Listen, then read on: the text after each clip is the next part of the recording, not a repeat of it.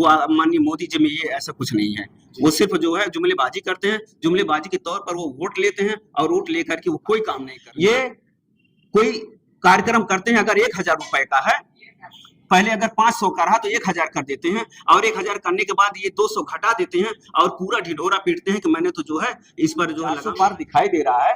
एक बार ईवीएम बंद करके देख लीजिए जी। हम दावे के साथ कहते हैं कि आप 150 पार, समाजवाद का सबसे बड़ा अगर उदाहरण किसी को देखना तो समाजवादी पार्टी को देख लीजिए। राम मंदिर से हमारा कोई लाभ नहीं होगा जिस दिन भारत की ये भीड़ मंदिर में जाने के बजाय स्कूल में जाने लगेगी तो भारत को सोने की चिड़िया बनने से कोई नहीं रोक सकता। नमस्कार, आप देख रहे हैं हमारे सामने जो है हमारे साथ बैठे हुए हैं बहुजन समाज पार्टी के जो है एक नेता। आइए इनसे बात करते हैं। इस वक्त जो है उत्तर प्रदेश में लगातार चुनाव प्रचार जोरों से चल रहा है। प्रधानमंत्री जो है आ रहे हैं, जा रहे हैं, योगी जी आ रहे हैं, जा रहे हैं। तो इस वक्त जो है हमारा दलित समाज, पिछड़ा समाज जो है लोगों का कहना है कि भाजपा सरकार में बहुत ज्यादा त्रस्त है। तो आइए नेता जी से पूछते हैं इस वक्त जो है किन मुद्दों को लेकर आएंगी बहन कुमारी मायावती जी जो है उत्तर प्रदेश में, कैसे जो है सरकार बनाएंगी। क्या बहुत बहुत स्वागत है पहले तो आपका हमारे चैनल पर। बहुत बहुत धन्यवाद आपको जी। क्या कहना चाहिए? पहली चीज तो ये है कि मैं आज जहाँ बैठे हैं जी, ये जलालपुर विधानसभा है जी, और मैं वर्तमान में बहुजन समाज पार्टी का विधानसभा अध्यक्ष हूँ जी। मेरा नाम राज बहादुर है जी जी। देखिए, बहुजन समाज पार्टी का एक विशेष मुद्दा है जी। वो मुद्दा ये है कि हम जब बहुजन समाज पार्टी की सरकार बनी थी तो आदरणीय बहन कुमारी मायावती जी ने बेरोजगारी, शिक्षा, इस पर विशेष ध्यान दिया था जी। शिक्षा के क्षेत्र में अगर हम चले जाएं तो तमाम यूनिवर्सिटियां बनाई, तमाम जो है वो क्या नाम का दलित शोषित समाज महापुरुषों के नाम पर जो है इंटर कॉलेज भी बनाए। अभी फैजाबाद में देखिए बना है राजकीय महाविद्यालय संत रविदास के नाम से बना है। यहाँ आपके अम्बेडकर नगर में देख लीजिए पॉलिटेक्निक बना है। हम विकास के मुद्दे को लेकर के आगे बढ़ रहे हैं क्योंकि इस भाजपा सरकार में सभी लोग त्रस्त हैं। ना तो शिक्षा इतनी महंगी हो गई है, आने वाले समय में जो निचले तबके के हैं वो शिक्षा से वंचित रह जाएंगे क्योंकि इतनी महंगाई बढ़ गई है और स्कूलों की फीस, किताब, कापियां इतनी हाईएस्ट रेट पर मिल रही हैं, वो लोकल लोगों की बस की बात नहीं है। अब अगर परिवर्तन अब की बार 2024 के बाद नहीं आता है, ये परिवर्तन मस्ट इसलिए है कि आने वाले समय में जो हमारी युवा पीढ़ी है उसके भविष्य को सुधारने के लिए हम लोग लगे हुए हैं और हम विकास के मुद्दों को लेकर के आगे बढ़ रहे हैं। बीजेपी का कहना है, मोदी जी कह रहे हैं कि अब की बार जो है 400 पार, इस पे क्या कहना चाहेंगे? देखिए, ये उनका अपना फंडा को 400 पार है, 500 के पार ले जाएंगे, वो किस बेस पर ले जाएंगे? सारी पार्टियां एकजुट होकर कह रहे हैं कि ईवीएम को बंद करो। अगर आपको 400 पार दिखाई दे रहा है एक बार ईवीएम बंद करके देख लीजिए जी। हम दावे के साथ कहते हैं कि आप 150 पार नहीं हो पाएंगे जी। आप चाहे जहां का आप देख लीजिए, जो इस समय बीजेपी का कारवां है, बीजेपी के लोग दलित शोषित समाज के ऊपर अत्याचार कर रहे हैं जी, माइनॉरिटी के लोगों पर अत्याचार कर रहे हैं। यहाँ तक वो शिक्षा को मतलब प्राइवेट लेवल पर करने की कोशिश कर रहे हैं और प्राइवेट में किया भी जा रहा है। किस बेस पर वो 400 पार करेंगे भाई जी? वो 150 के पार नहीं जाएंगे, ये मेरा दावा है। अगर 150 पार जाएंगे तो बताइएगा आप। इस वक्त जो है भारत में तमाम विपक्ष पार्टियां जो है एकजुट होकर भाजपा को हराने में लगी हैं। इस पे क्या कहना चाहेंगे? क्या बहन जी जो है गठबंधन में आए? देखिए, गठबंधन की जो शुरुआत थी वो आज 1.5-2 साल पहले की गई थी जी। उसमें बिहार के मुख्यमंत्री माननीय नीतीश कुमार जी, इन्होंने ही इसकी संरचना की। माननीय अखिलेश यादव भी उसमें बहुत अपना अहम रोल अदा किए। मैं किसी पर नहीं टिप्पणी करना चाहता हूं, लेकिन ये जो इंडिया गठबंधन है ये आप देख रहे हैं कि इस समय बीच में बिखरता हुआ नजर आ रहा था। इस समय कुछ लोग एकजुट भले ही हो रहे हैं लेकिन उसका बहुत मतलब नहीं निकलेगा। हमारी बहन आदरणीय कुमारी मायावती जी का यह दिशा निर्देश है और उनका ये फैसला है कि हम अकेले ही चुनाव लड़ेंगे और अकेले ही अपने दम पर, जैसे 2007 से 2012 की सरकार बनी थी, हम तमाम उत्तर प्रदेश के 80 लोकसभा सीटों में से कम हम 60 सीट जीत करके हम केंद्र में अपनी सरकार बनाने का दावा कर रहे हैं। इन सब मुद्दों को लेकर चल रहे हैं। अखिलेश जी का कहना है कि जो है विपक्ष पार्टियों का कहना है कि बहन कुमारी मायावती जी जो है अगर यही पार्टी में से अगर किसी जो है महिला को खड़ी करती जो है तो इस पार्टी का प्रचार प्रसार और लोगों का आकर्षण ज्यादा होता, लेकिन वो जो है परिवारवाद ला रही है, अपने भतीजे को जो है नेतृत्व में रखी है सामने लाकर। माननीय अखिलेश यादव अगर ये कहे हैं तो अपनी गिरिबा में झांक कर देख ले कि उनके परिवार में यादव जो बाहुल क्षेत्र बढ़ाया जा रहा है, धर्मेंद्र यादव को लड़ाया जा रहा है, माननीय शिवपाल यादव को लड़ाया जा रहा है, माननीय श्रीमती डिम्पल यादव को लड़ाया जा रहा है, उनके ये परिवारवाद नहीं, उनके परिवार नहीं है। ये क्या मतलब विदेश से पकड़ के लाए हैं? सबसे बड़ा अगर परिवार का मुद्दा किसी ने तय किया है तो माननीय अखिलेश यादव ने किया है।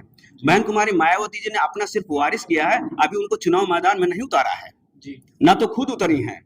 ये माननीय अखिलेश यादव का फंडा है बदनाम करने का, जबकि वास्तविकता ये है कि परिवारवाद का सबसे बड़ा अगर उदाहरण किसी को देखना तो समाजवादी पार्टी को देख लीजिए। जी भाजपा में नहीं है परिवारवाद। देखिए भाजपा में जो है वो इस समय धीरे धीरे उनका भी कुनबा बढ़ रहा है। चाहे वो अमित शाह को देख लीजिए, जय शाह भी तो है, चाहे वो अनुप्रिया पटेल को देख लीजिए, ये सब अपने अपने कुनबों को बढ़ाने में लगे हुए हैं।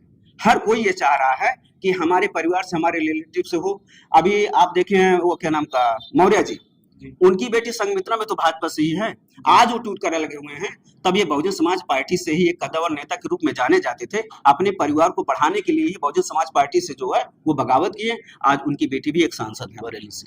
जी तो इस वक्त जो है अभी 2-4 दिन पहले जो है एक दलित युवक का जो है भाई का जो है जिस तरीके से वो डॉक्टर भीमराव अम्बेडकर का प्रतिमा लगाने जा रहे थे और मुठभेड़ में जो है पुलिस गोली चला रही थी। इस पे क्या कहना चाहेंगे? जो है भाजपा की सरकार, कानून व्यवस्था कैसी है? देखिए भारतीय जनता पार्टी में जब से ये सरकार में आए माननीय योगी जी, माननीय प्रधानमंत्री मोदी जी, पूरे देश में अराजक तत्व तो खुलेआम घूम रहे हैं। महंगाई, बेरोजगारी, भ्रष्टाचार पर कोई लगाम नहीं है। इसलिए आपको सरकार बदलनी होगी और 2024 में बहुजन समाज पार्टी ला करके एक अच्छा न्याय प्रिय शासक हमको चाहिए। और वो अगर किसी में है तो बहन कुमारी मायावती जी में है, वो माननीय मोदी जी में ये ऐसा कुछ नहीं है। वो सिर्फ जो है जुमलेबाजी करते हैं, जुमलेबाजी के तौर पर वो वोट लेते हैं और वोट लेकर के वो कोई काम नहीं कर रहे हैं। भाजपा का कहना है कि हमने जो है 4 करोड़ लोगों को घर दे दिया है, राशन दे रहे हैं, किसान सम्मान निधि दे रहे हैं, जनता कह रही है। और किस मुद्दे पे लाना चाहते हैं? देखिए राशन की बात तो आज की नई बात नहीं है। राशन तो खाद्य विपणन निगम जो है वो बहुत पहले का बना है, ये नई बात नहीं है। कि ये है कि अलग बात है, ये आज फ्री का 15 रुपए दे करके हमसे उससे ज्यादा वसूल कर रहे हैं। अगर वो 15 रुपए का चावल गेहूं दे रहे हैं तो हमसे ज्यादा वो 1 लीटर तेल, सरसों के तेल में हमसे वसूल भी कर ले रहे हैं। सरसों का तेल जब माननीय मोदी की सरकार नहीं थी, माननीय योगी सरकार नहीं थी, तब वो सरसों का तेल 70 रुपए से 75 रुपए था। आज सरसों का तेल कम से कम 180 रुपए है और ये तो 240 तक पहुंच गया था इन्हीं के शासनकाल में। ये कोई कार्यक्रम करते हैं, अगर 1000 रुपए का है, पहले अगर 500 का रहा तो 1000 कर देते हैं और 1000 करने के बाद ये 200 घटा देते हैं और पूरा ढिढोरा पीटते हैं कि मैंने तो जो है इस पर जो है लगाम लगाई है और इसकी कीमत को कम कर दी है। जबकि पहले 500 था, अगर अभी देख लिया जाए तो 300 बढ़ाकर ही ले रहे हैं। महंगाई, बेरोजगारी सबसे ज्यादा अगर किसी में है, ये भ्रष्टाचार अराजक तो इसी में है और किसी पार्टी में नहीं है। योगी सरकार तो कह रही है जो है हम रोजगार दे रहे हैं। अभी हाल ही में जो है व्यवस्था आई पुलिस भर्ती की, तो उसमें भी धांधली हो गई। इस पे क्या कहना चाहेंगे? देखिए ऐसा कोई भर्ती नहीं है, ऐसी कोई भर्ती नहीं है जिसमें धांधली भ्रष्टाचार ना होता हो। चाहे 69,000 की भर्ती रही हो, चाहे जो है ये पुलिस भर्ती रही हो। अगर किसी ने पूरे विश्व में अगर एकमात्र शासक आदरणीय बहन कुमारी मायावती जी हैं, उनके शासनकाल में बिल्कुल निःशुल्क, बिल्कुल जो है उसमें अराजकता तो कहीं से कोई लीक नहीं कर पाता था। पुलिस की भर्ती रही 45,000, BCC BTC 88,000, 19,000 भर्ती होती थी क्या नाम का बैकलॉग की, और आंगनबाड़ी की भर्ती की 1,08,848 सफाई कर्मियों की भर्ती की। कहीं से कोई भर्ती लीक नहीं हुई। ये जानबूझकर लीक करवाते हैं, उसमें विलंब हो और विलंब होने के नाते इनको पार्टी का तवज्जो मिले, ये कोर्ट ले जाएं ताकि इनको भर्ती न करना पड़े। तो क्या लगता है आपकी बार जो है कितने सीटें मिलेगी बीएसपी को? देखिए इस समय हम आदरणीय बहन कुमारी मायावती जी के किए गए कार्यों को लेकर के क्षेत्र में हैं और विपक्ष के द्वारा जितना भ्रष्टाचार किया जा रहा है, चाहे वो समाजवादी पार्टी रही हो, चाहे भारतीय जनता पार्टी हो, हम उसको उजागर करने का काम कर रहे हैं। हम लोग गली मोहल्ले में बैठ करके लोगों को जो है एक कंपैरेटिव पॉलिटिक्स कर रहे हैं कि बहुजन समाज पार्टी ने क्या किया है, भारतीय जनता पार्टी ने उस पर क्या ब्रेक लगाया। आदरणीय बहन कुमारी मायावती जी के शासनकाल में 46 जन कल्याणकारी योजनाएं लागू की गई। तमाम हमारे जो रोड पर वाहनें चल रही है उनको ये 25,000 रुपए और साइकिल देने का काम हुआ था। तमाम योजना अगर गिनाए हम तो बसपा शासनकाल की उपलब्धियां तो समय कम पड़ जाएगा। हम लोग इसी मुद्दे को लेकर चलते हैं। जनता इस वक्त जो है मुद्दे को लेकर चल रही है कि राम मंदिर बन गया, भाजपा को लाएं। देखिए, राम मंदिर से हमारा कोई लाभ नहीं होगा। जिस दिन भारत की ये भीड़ मंदिर में जाने के बजाय स्कूल में जाने लगेगी तो भारत को सोने की चिड़िया बनने से कोई नहीं रोक सकता है। लेकिन जब ये मंदिर में जाएंगे तो भिखारी पैदा होंगे तो उनको दान चाहिए। इस तरीके से भारत को जो है सोने की चिड़िया नहीं बनाया जा सकता। अगर आपको वाकई में भारत को विश्व गुरु बनाना है, सोने की चिड़िया बनाना है, तो आपको सबसे पहला काम शिक्षा पर ही ध्यान देना होगा, अब मंदिर पर नहीं। चलिए देखते रहिए आप, हम दिखाते हैं सच। बहुत बहुत धन्यवाद।